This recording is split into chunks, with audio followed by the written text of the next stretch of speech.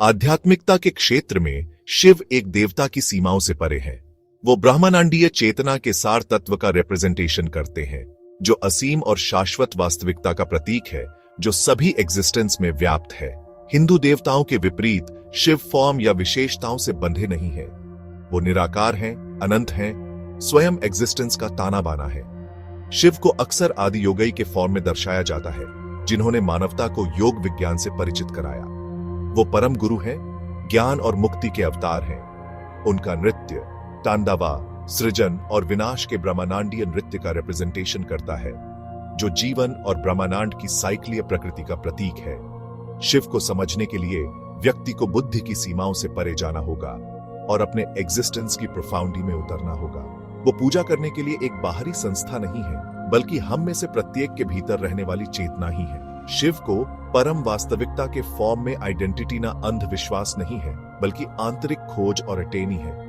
यह अपने भीतर की दिव्य चिंगारी को आइडेंटिटी ने और ब्रह्मांड के साथ एक होने के अपने वास्तविक ट्रू नेचर को महसूस करने के बारे में है। अद्वैत वेदांत हिंदू दर्शन का एक प्रमुख स्कूल वास्तविकता की अद्वैत प्रकृति की बात करता है। यह इंडिविजुअलगत आत्मा या सोलन और सार्वभौमिक चेतना या ब्रह्म की एकता पर जोर देता है। इस संदर्भ में शिव परम वास्तविकता ब्रह्म का रिप्रेजेंटेशन करते हैं, जिस स्रोत से सारा निर्माण निकलता है। अद्वैत वेदांत सिखाता है कि द्वैत की धारणा, स्वयं और ब्रह्मांड के बीच सेपरेशन, एक भ्रम है। यह भ्रम अज्ञान या अविद्या से उत्पन्न होता है और हमें जन्म और मृत्यु के चक्र में बांधता है। अद्वैत के अनुसार मुक्ति का मार्ग वास्तविकता की अद्वैत प्रकृति को साकार करने, अपरिवर्तनशील शाश्वत ब्रह्म के फॉर्म में अपनी वास्तविक पहचान आइडेंटिटी में निहित है।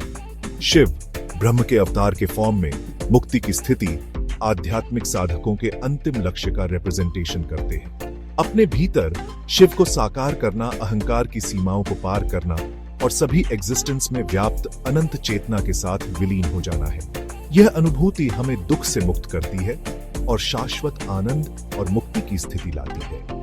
अद्वैत वेदांत के लेंस के माध्यम से शिव को समझना वास्तविकता की प्रकृति और ह्यूमन एग्जिस्टेंस के उद्देश्य में गहरी अंतर्दृष्टि प्रदान करता है।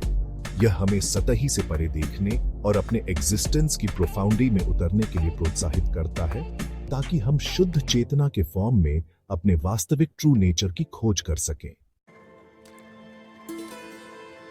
शिवलिंग शिव का एक अमूर्त रिप्रेजेंटेशन हिंदू परंपरा में गहरा सिंबलात्मकता रखता है।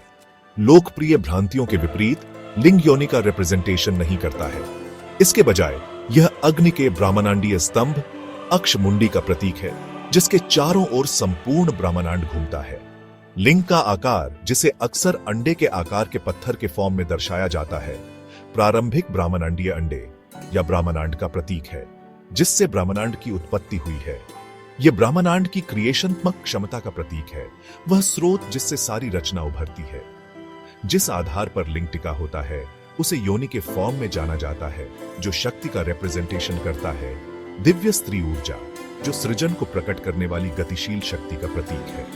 शिवलिंग शिव और शक्ति, पुरुष और स्त्री सिद्धांतों के मिलन का रिप्रेजेंटेशन करता है, जो सभी चीजों के परस्पर संबंध पर प्रकाश डालता है।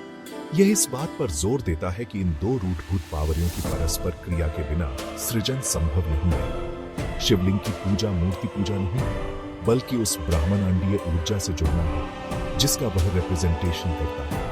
यह सृजन और विनाश के दिव्य खेल को आइडेंटिटी ने के बारे में है, जो ब्रह्मांड और उसके भीतर हमारे स्थान को नियंत्रित करता है।